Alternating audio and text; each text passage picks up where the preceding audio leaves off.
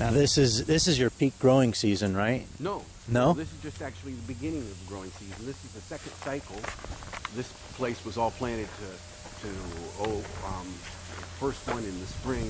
This place was mustards, bok choys, kales, kohlrabis, spinach, turnips. What else did I have here? Cilantro. A whole series of small things like that, that's just been parsley, and that's just all been taken out. Rocket, that's just all been taken out, and now it's being renewed. Okay, so you've planted already? Or? Yeah, most of it's planted.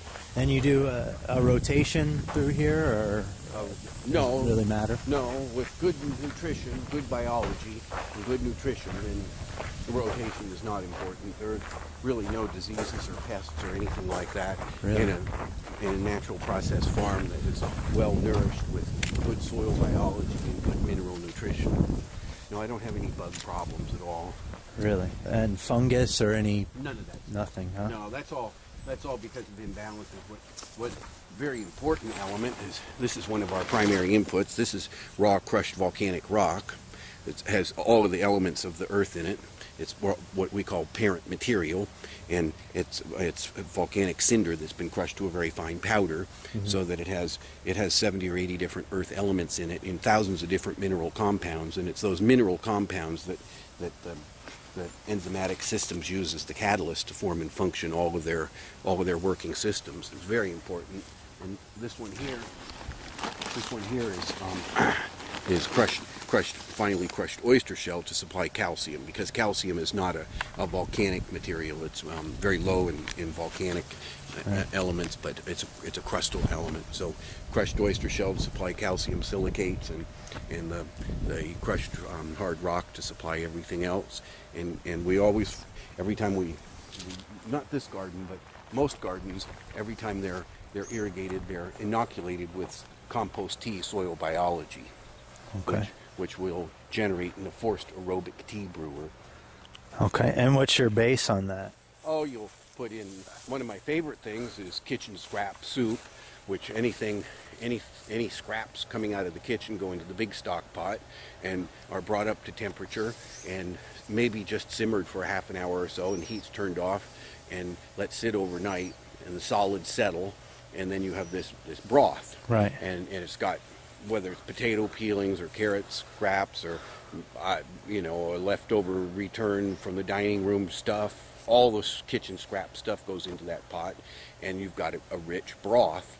And that broth goes into the compost tea brewer, which is just a tank with forced air pumped into it.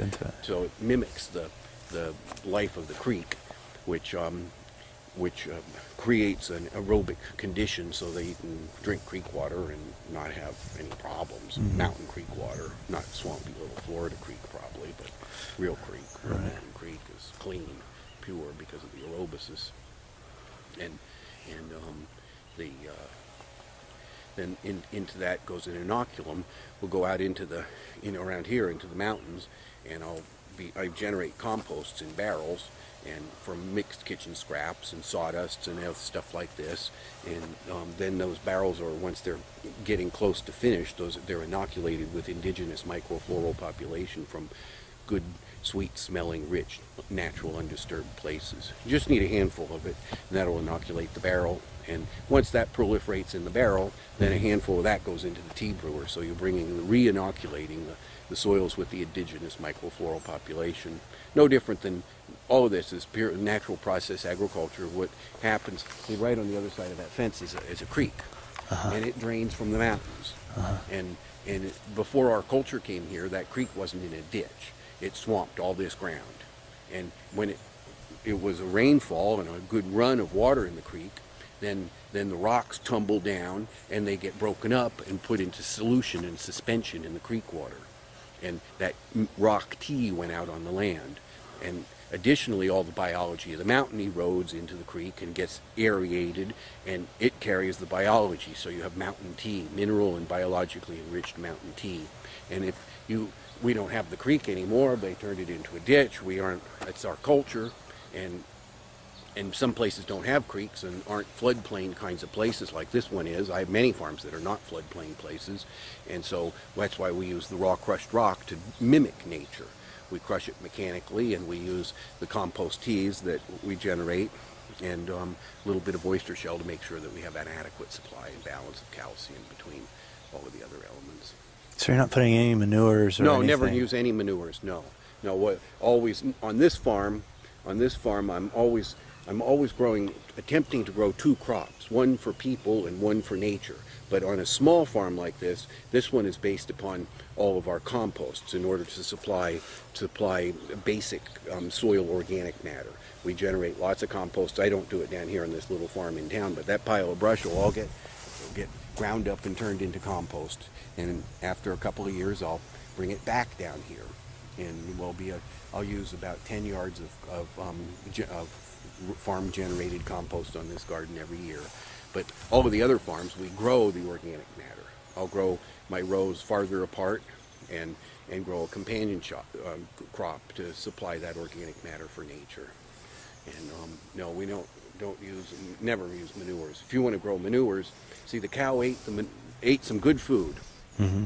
and it took all the minerals out of it and turned it into its bones and its body and its babies and everything else. And the manure is very high in the air side elements, the carbon and the nitrogen elements that are left over, and it's very low and imbalanced in the manures, and you use in the minerals. And if you use manures on your garden, then you're going to get bugs for sure. You're going to have a rank growth. You're going to have a big fat air body plant that doesn't have really good thick leaf tear strength to it and good anchorage, and it's weak.